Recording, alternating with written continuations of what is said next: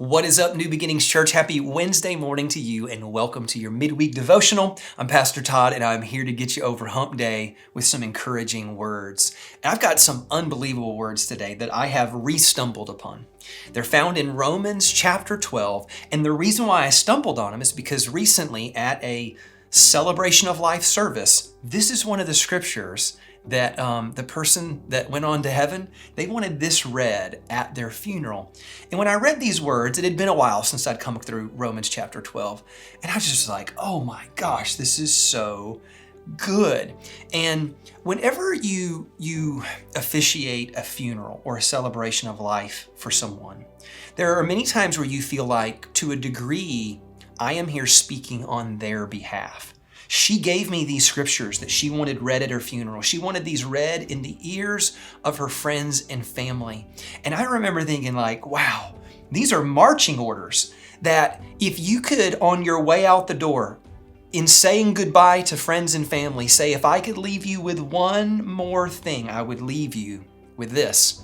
And I completely relate to this because I remember it was a few years ago now, but I had all three teenagers in my house, young ones. They like to fight and bicker and sometimes they don't always get along. And I remember me and my wife were going out on a date or something.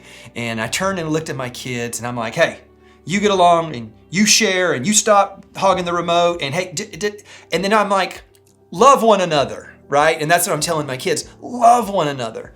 And I feel like Jesus does the same thing, of course. He's like, hey, if you want to know the most important thing to me before I get up out of here, it is that you love one another. And this is seen throughout the entire New Testament. Jesus said, and this is how they will know you are my disciples, by how you love one another. Peter said, above all else, love one another because love covers a multitude of sins. One of my favorite ones is from John.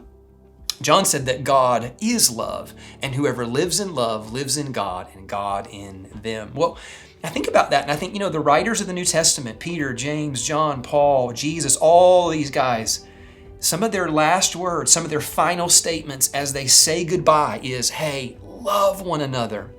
And as I read this, I thought to myself, this is the same thing, except when Paul does it this time, he really gives you some nitty-gritty details. He's like, hey, love one another, but I'm going to show you where the rubber meets the road and what this looks like. And he goes on in these few verses to give you 12 expressions of love. Are you ready to go? Here's what it looks like. First of all, he just says this, love must be sincere. Hate what is evil.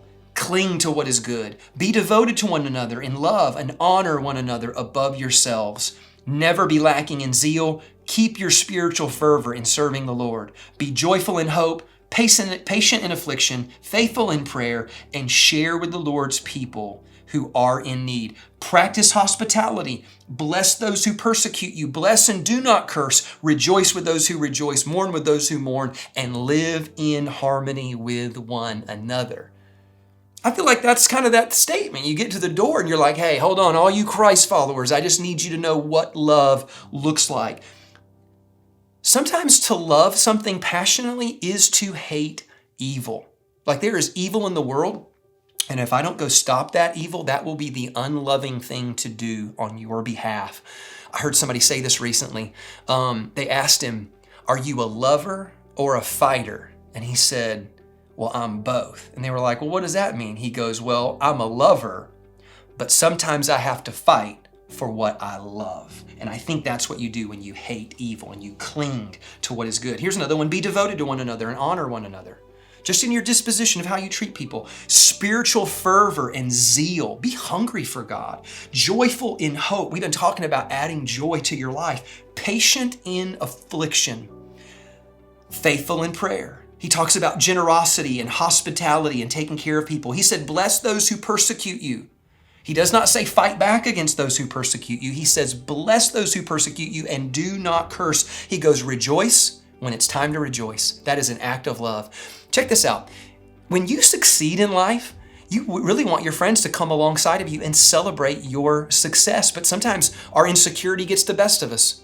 And when we see our friends succeed, our insecurity rises and we think because they got bigger, we got a little bit smaller. But the true power of somebody's sense of joy and security in their heart is that when you succeed, I celebrate it. I rejoice with you. But also, when you mourn, I do not celebrate, right? When you have an enemy who loses, when you have an enemy who fails, let's be honest, something on the inside of our heart lights up and we get a little excited because we're happy they fail. Oh, no. We rejoice with those who rejoice, but we mourn with those who mourn. And this last line, live in harmony with one another. Now, I'll close with this. I do not know how to sing.